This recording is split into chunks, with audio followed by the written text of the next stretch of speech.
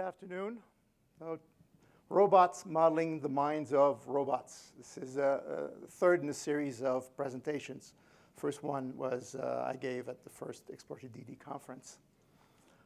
A good friend of mine recently told me that a talk should have only one takeaway. I have three. The first one, implementing models of cognition in robots is a fun way to dabble in neuroscience. Number two, the embodied mind is a prediction engine driven by generative models. That would all make sense by the end of this talk, hopefully. And number three, it's models all the way down. That too should make sense. So, three takeaways. Let's get to it. First, a few words about my journey, my history of dabbling in robotics and neuroscience. It all started in 2016. I run an Elixir meetup in Portland, Maine. Elixir is a functional concurrent language that implements the actor model. And I was looking for fun material to have during my meetups.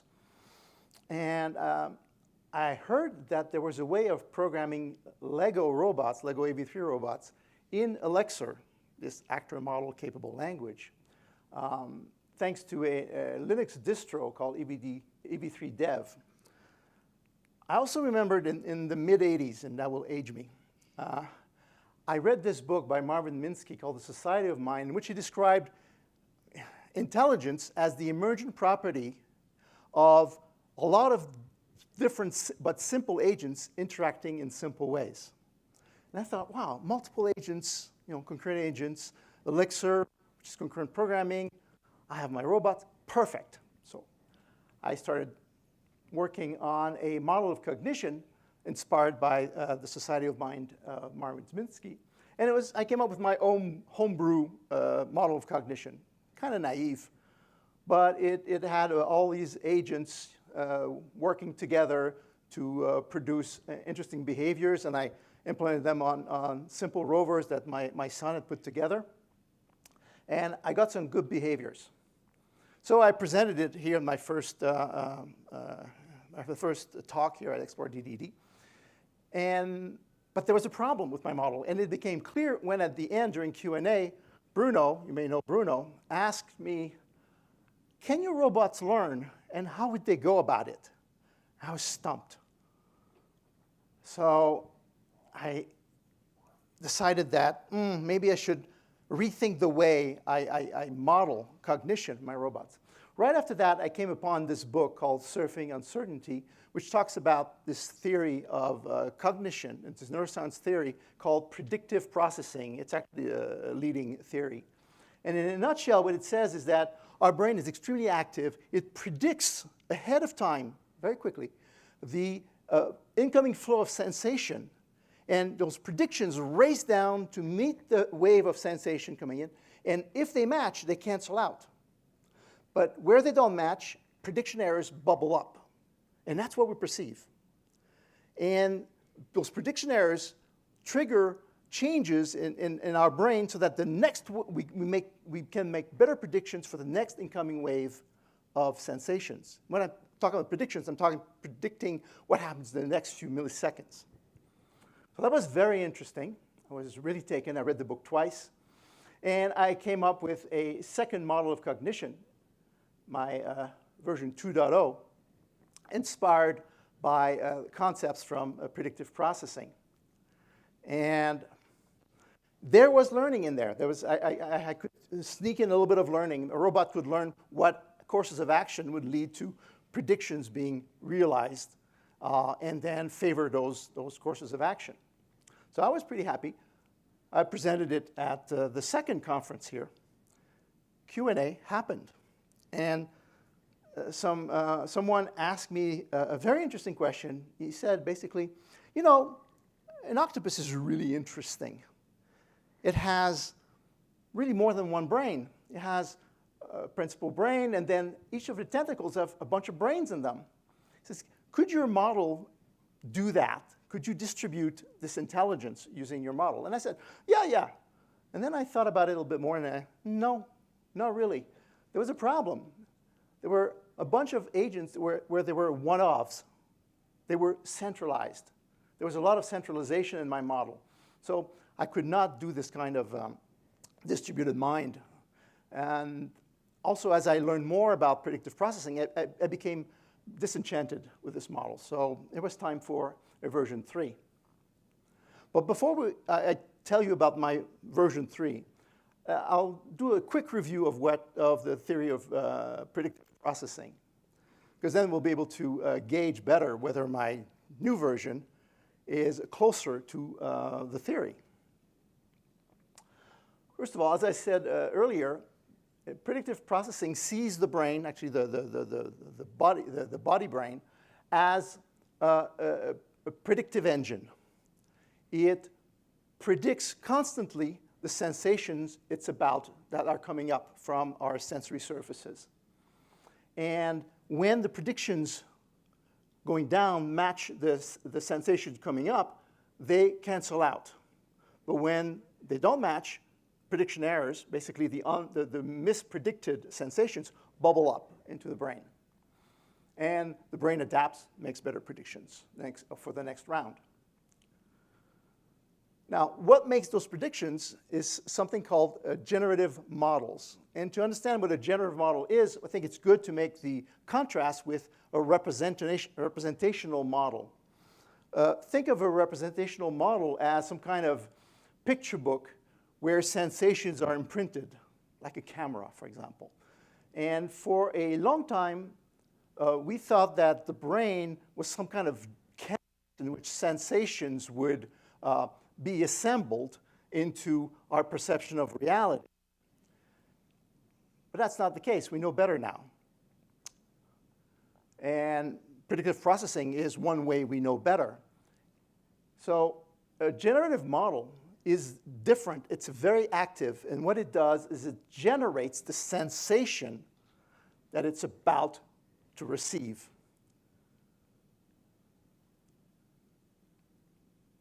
There's tons of generative models that make up our brain. And they're organized hierarchically, with some generative models that worry about the details, the lines, the shades, and higher level generative models that are more concerned with the bigger picture. Am I seeing the Eiffel Tower?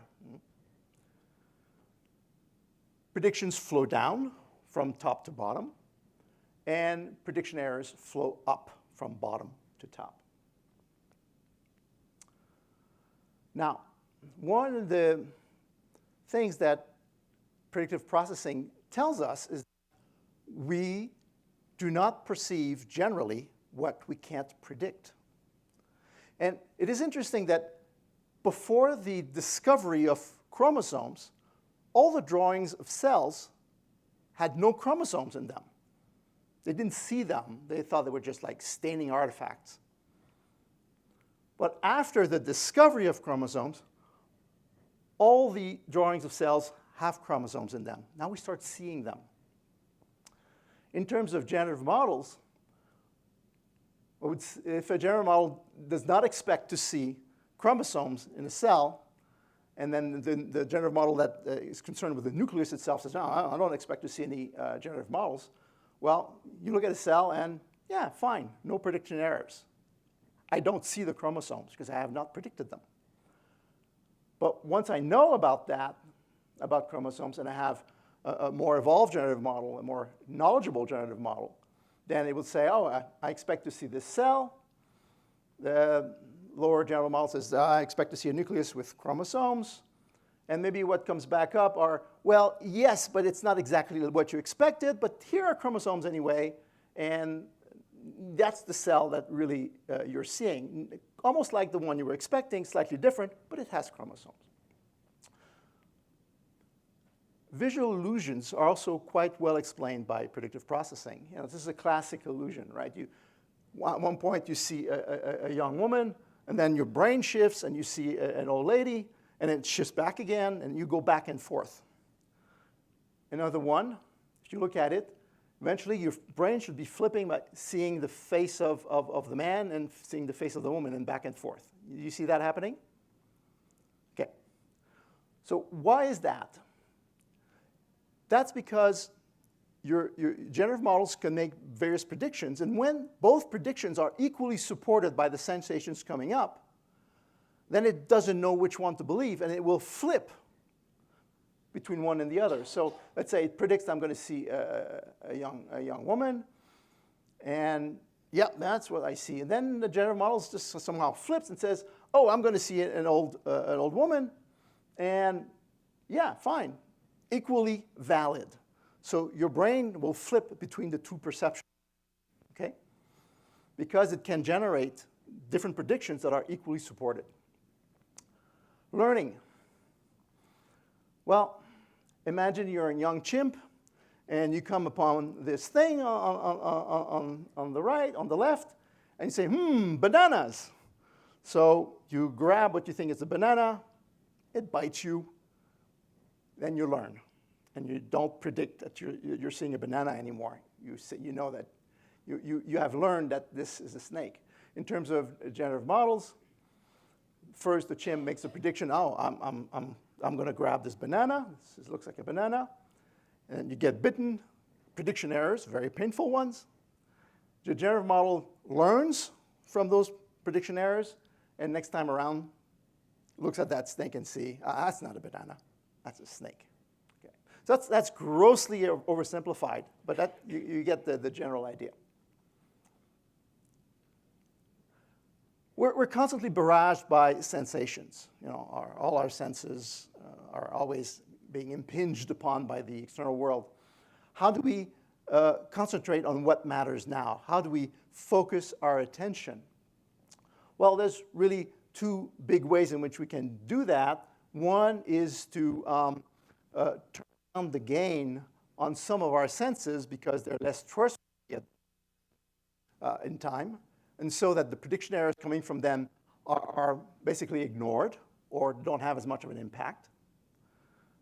That's kind of eliminating the noise so that you hear the signal. And the other way is to absolutely ignore entire chunks of reality and not make any predictions about. I'm making absolutely no prediction right now about the traffic in that street over there because it doesn't matter to me. So I'm just cutting this out, and it's a part of reality which I don't perceive. So in terms of generative models, imagine you're out camping in wolf country with your dog. It's night. Your dog runs off into the woods. You can barely see anything, but you can hear really well because it's very quiet. So you walk out, and you think you see the shape of your dog, and then you hear maybe your dog barking. The generative model for the eye says, yeah, that's probably the dog, but it's kind of sitting down right now. It's probably the dog. But your ears are saying, ooh, this is not barking, this is howling, right? So you're saying, well, what do I trust? My ears or my lying eyes? So what you do is you turn down, the top generative model will turn down the gain on the generative model from the visual system and say, I don't trust you very much, so whatever prediction errors comes back from you, that information I will largely ignore. Same way, if I really want to make sure to locate my dog, and my eyes are playing tricks on me, I will shut my eyes and stop making predictions about what I would see and only rely on my ears. So there are ways, this is again, grossly oversimplified, but this is how attention would happen. Now, generative models are organized in a hierarchy, which means the higher up, the more abstract the information. And so at each level, generative models integrate information from lower down, right? But these sensations will reach a generative model will not reach it at the same time. Everything is not synchronized. For example, if you tap your toe, right? Tap my toe. The sensation of hitting the floor takes a rather long time. Go up my leg, up my spine, up to my brain. And if you're really tall, it takes longer. But the sound travels fast, processed really fast. So do I hear? Do I feel my foot? And do I hear the sound and feel my foot? No. At the same time, you can try it. Tap your foot. You'll see. Right. So what happens is that our generative model here that integrates these two sensations, foot and sound, will wait as much as 80 milliseconds to gather all that information it needs and then to make a coherent story and then send out higher level information to the higher up generative models. Now, if there's more than 80 milliseconds of difference, then you will feel that hitting your foot and hearing the sound are not happening at the same time, and you start doubting that you're actually causing this sound to be produced. Okay. And what it looks like from with generative models is a generative model starts its clock, sends predictions down, and then one of the generative models responds in time, the other one doesn't. Too bad, I'm done, I'm generating my information upwards. And the last prediction error just, it's too late, missed the boat, basically. Will be processed in the next round. Okay, so it should be clear by now that what we perceive is not reality, right? There's a huge gap between reality and our brain. Our brain is prisoner of the skull, it's skull-bound. And all it has, basically, is it receives electrical signals from the senses and concocts a perception of what's happening from these impulses. But another thing that should be clear by now is the brain is not passive. It's not a picture book. It's actually engaged actively into the act of cognition and perception by predicting what it's about to perceive. So what happens when we go to sleep, right? When we go to sleep, our senses basically disconnect. We don't see, we don't hear. So no more prediction errors. But prediction still, because the brain doesn't shut down, the brain continues to actively predict what it's about to perceive. But now there's no prediction errors. It's free. It's unhinged. We dream. Now, think back of some really bizarre dream you've had and how real it felt. That's because there's no difference. You're still making prediction errors, but it's still making predictions, but there's no prediction error saying, no, not quite. Oh, no, you're wrong. And so you dream, right? I'll bet you that Dali was a first-class dreamer. But then you wake up. Your senses come back online, and now there are prediction errors being fired. The predictions are kept in check, constrained, guided, so that what you now perceive is what is really going on. Now, what is really going on is a matter of opinion, but we can all agree that we're looking at a horse and an elephant, and it's not like one of those weird elephants that Dali painted. It's a real elephant, a real horse. We agree. Why? Because we have similar generative models, which is a function of physiology, but also culture. Okay. As Anais Nin said, we do not see things as they are. We see things as we are. Well, that's kind of an important shift, a paradigm shift in how we perceive reality. And I won't have time to go into this, but in the Western world, it originated with Immanuel Kant and the Critique of Pure Reason. But that's another story. All right, so we've talked about perceptions and prediction errors and predictions, and we haven't talked about actions, right? Well, obviously, we're not brains in a jar. We perceive so that we can act in the world in order to thrive and survive. Cognition is inherently embodied. Well, it so happens that in order to move we need to make predictions. We rely on predictions and prediction errors in order to move in the world, which is kind of surprising. For example, if I want to grab an apple, the first thing I'll do is predict that I'm already grabbing the apple.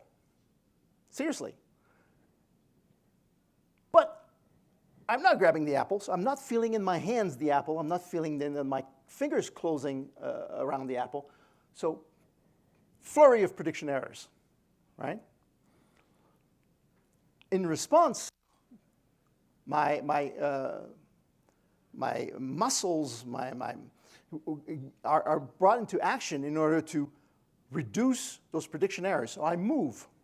And this happens in a rolling process until I've grabbed the apple, and now the predicted sensations are the actual sensations, and there are no more prediction errors.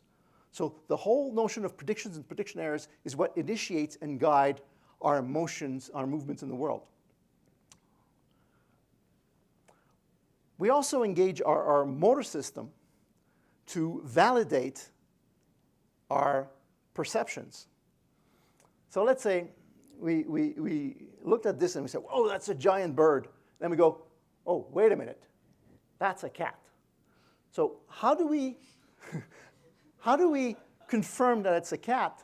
Well, we move our body. In this case, we will be moving our eyes, right? We'll say, if this is the eye, to the right should be the ear. So we move, we saccade our eye towards the ear and it says, ear. Then we say, well, then the other eye should be there. So we saccade our eye over there. And yes, so the nose should be in between. Whoop, we look up a little bit, and then the tail should be down. And then, yes, it's a cat. But in order to do that, we had to move. We had to engage our body into generating, causing these sensations that would validate our predictions. So I think we have a bit of I think by now, a certain understanding of the theory of predictive processing. Let's look at my model of cognition 3.0. In order to get there, this time I read even more of the literature because I wanted to just beef up my understanding of the theory. So I reread the book and a number of papers. I also gave myself this little challenge. I want my model of cognition to enable a robot, not just to move around purposefully like the other models, but also to build a theory of mind of other robots so that it would kind of infer, what is this robot intending to do right now? And I thought that was kind of a cool thing, you know, robots modeling robots. It's a great title, but making it happen is something else. In the process of doing all this work, I fell into two absolutely wondrous rabbit holes. And my mind was buzzing for weeks, but that's for another talk. And so I presented, I remembered that question about the octopus and the distributed brain. And I said, this time, I'm not going to make the same mistake. I'm not going to have any centralized one-off agents. Everything will be distributed. And I'm going to, still according to the principle of the society of mind, it's by the interaction between these multiple agents that purposeful and environment-savvy behaviors will emerge. So same general thing. I want my robot to act purposefully, well, so it would seem, and in response to its environment, on top of building a theory of mind of other robots. But now with a fully distributed model. Luckily, I didn't have to rewrite everything. Only the top layer, cognition, only. So all the event handling, all the support for sensing and actuation, all the platform level stuff, you know, to interface with Linux, and then use the same hardware with the Raspberry Pi. All stayed the same. But the top layer, completely redone. At my new model, my new domain model, revolves around a generative models, as you would expect by now, right? And a generative model has parent models and children models. They're in hierarchies. Predictions flow down, parents to children. Prediction errors will flow up, same as with the theory. Each generative model has a number of conjectures, things it can believe. I am safe, I am hungry, I'm approaching an obstacle, I'm hitting an obstacle, all these different conjectures, right? Each generative model will have a certain number of conjectures. And these conjectures will be activated upon receiving predictions. A parent generative model will say, well, I predict that I'm about to hit a wall. Well, a child generative model that deals with hitting the wall, which has the conjecture I'm hitting the wall, will have that conjecture activated. And upon its activation, it will make predictions. If I'm about to hit the wall, that means that I must be very close to it and getting closer. So predictions for lower level generative models to say, yeah, yeah, or prediction errors, nope. And then ways of evaluating whether that belief is real or not, if it's supported or not. So a bunch of conjectures can be activated. And remember with the toe tapping? Things happen round after round. It's not a continuous process. There's a round in which I'm waiting for my children generative models to report in. I'll wait just so much, but I'll wait. And then I'll complete the round and move on to the next round. And in each round, I'll manage my perceptions, I'll receive predictions, I'll update my beliefs, I'll take courses of action to achieve goals, these kinds of things. Now, the generative model remembers the past rounds. That's each generative model has its own memory. So the memory now is distributed instead of being centralized. And may call upon what happened in the past in order to say, I believe this is true now. A generative model also manages and updates what I call efficacies, which is how effective was a course of action in achieving a goal or confirming a belief.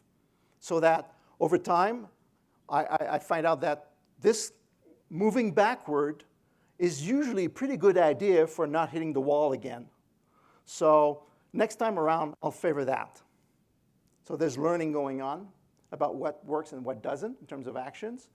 And I have also something for precision weighing, which is if I make a prediction and there's multiple generative models that respond back to me, and one said, you were way off, man. The other one says, yeah, pretty close. I'll favor the one that says pretty close. So basically, my generative models exhibit confirmation bias, okay? Which is probably not a good thing.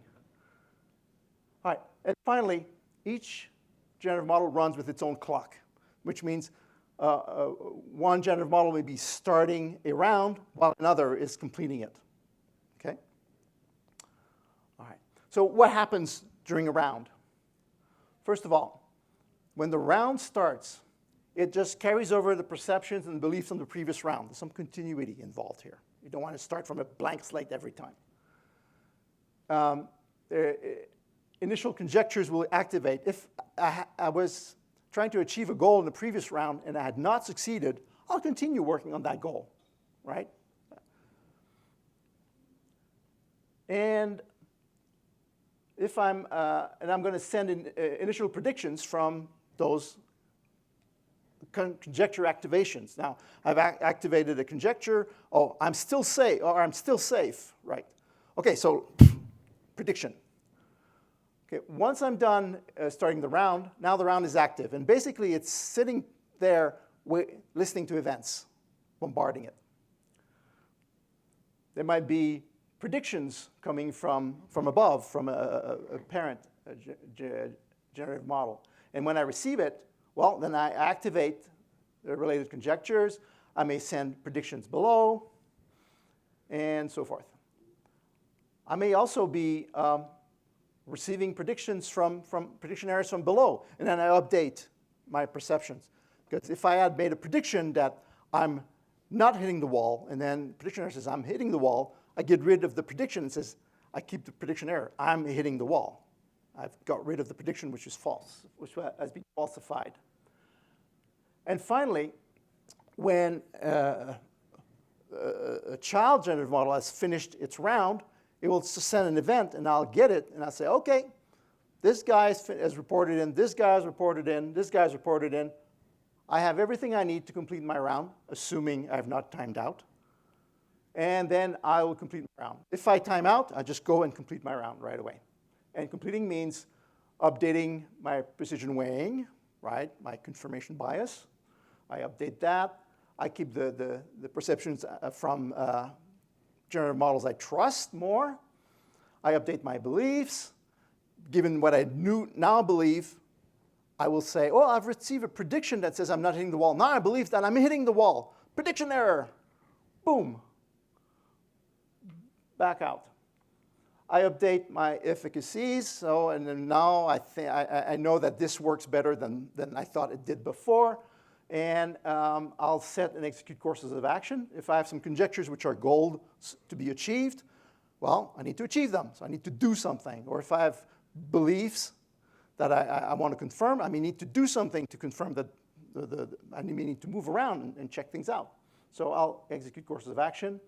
And then when I'm done, I'll notify that the round is completed. So that's how it works.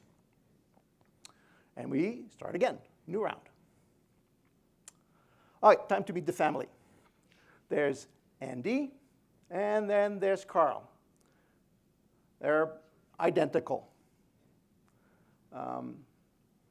They each have a sensor array, a 360 beacon seeker, so that they can see the beacon that the other robot has on its back, so they can detect where is this other robot relative to me in terms of proximity and orientation. It has ultrasonic sensor, a sonar, to detect approaching obstacles. It has an infrared sensor to detect the directional infrared beacon. This will simulate the scent of food. I call it the bacon. Okay? So the infrared sensor will know where the food is. There's a color sensor, because the food is going to be a white sheet of paper on the floor. So it will recognize that it's over a piece of paper, a white piece of paper. It also recognizes ambient light, so it knows if it's in the dark, scary, or in the light, all good. I have, in terms of emitters, I have a speaker. I have a medium motor, a motor which simulates the mouth. So when it eats, it just goes rah, rah, rah. And I have two large motors for, obviously, moving around. This battery, the motors, and I have my Raspberry Pi and a battery for it as well. So that's my robots. Now, the robot's cognitive model, it's actually it's a bunch of generative models, right? Organized in a hierarchy. I have a bunch that deal with danger, clearance, lighting, avoiding obstacles, approaching obstacles, am I on a collision course with the other robot, and so forth and so on. I have generative models to infer the intent of the other robot. What is he doing? I have a bunch of generative models that deal with hunger, eating, finding food. And then I have one there that's just like enjoying one's freedom, and yippee. At the very top, there's the being generative model, which controls all of them, but in a very loose and decoupled way, just the same way the brain of an octopus will control indirectly the brains of the tentacles. But what this generative model is responsible for is that if the robot is in danger, I will not care about hunger or freedom. And if I'm not in danger, but I'm hungry, I don't care about just fooling around and roaming around being free, things like that. I have a bunch of detectors for each of the sensors. And they act like trivial generative models. They receive predictions, and they send out prediction errors. Then I have actuators which interface with the motors. And they receive intents from the generative models. When the generative model sets a course of action, move forward and turn right, these are intents that are actually realized by the actuators. All right, these two ones here, intentions of other and observing other. The first one, observing other, is responsible for keeping track of where the other robot is, and in terms of direction and proximity, and remembering where it's been in the past. You remember all these rounds?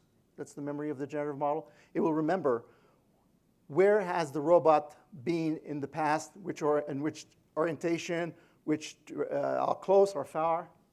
Then the other one, intentions of other, will make predictions about the intentions of the other robot.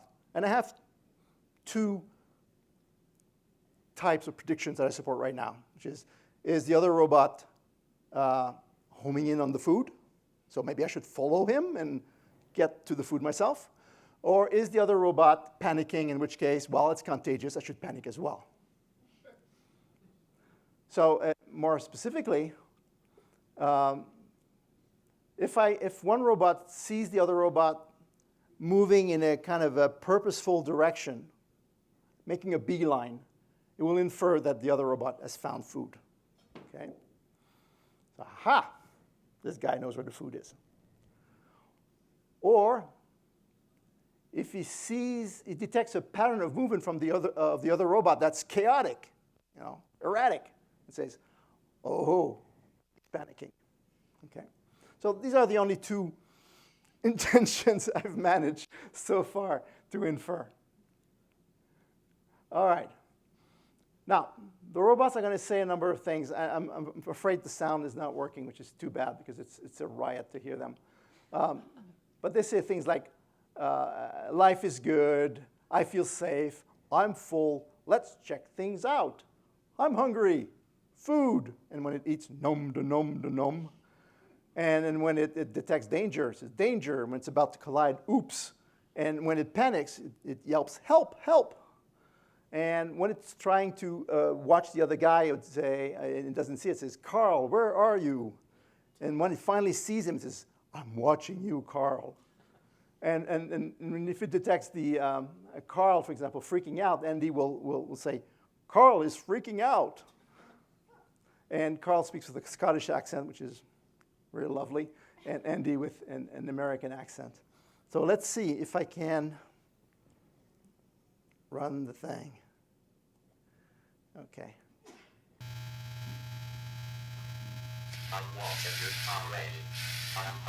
I'm hungry. Let's check things out. I'm hungry. Let's check things out.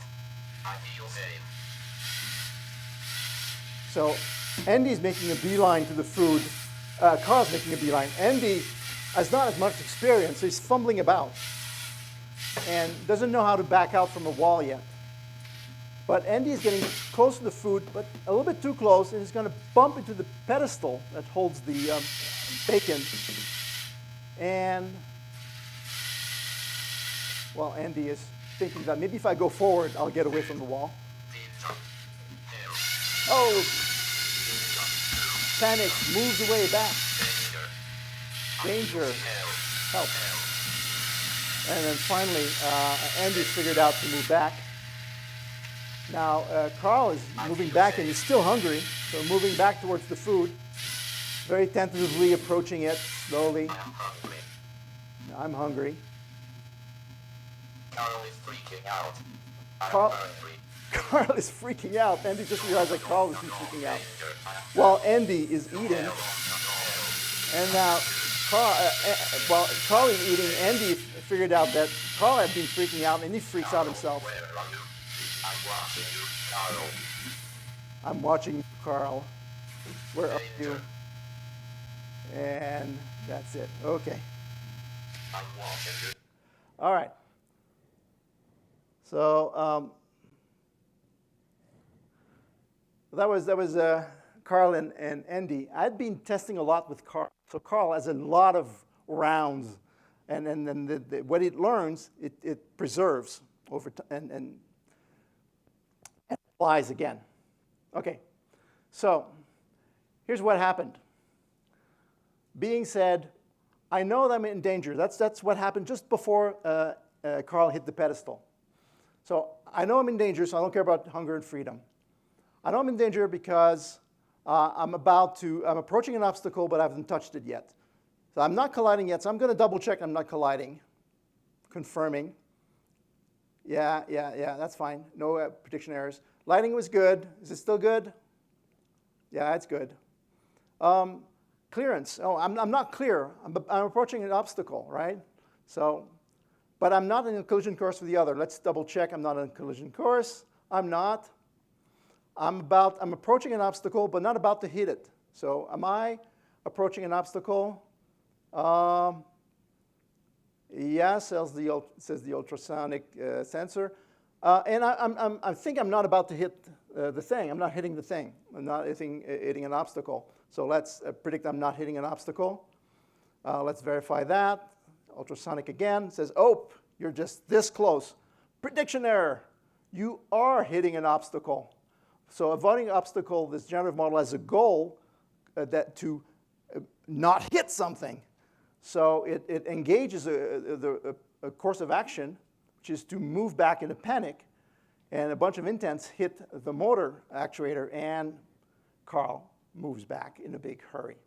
So I'm almost done. Well, let's see. How successful is my new model? Well, it is fully distributed. It's got a hierarchy of generative models with predictions going down and prediction errors going up, with the more abstract generative models at the top. Just like the robot will not see what it can't predict. So check. If a robot makes two predictions that are mutually exclusive that are supported by sensations, it will alternate between the two predictions. So it will suffer from a visual illusion. That was not demonstrated, but it's capable of doing that. Check. It will learn a little bit, but not as much as I want. So there's more work to be done here. It has confirmation bias, so it can just reduce the gain on some generative models and up it on others. And it can not worry about a whole chunk of reality. I'm in danger. I don't care about hunger. So check. And the toe tapping.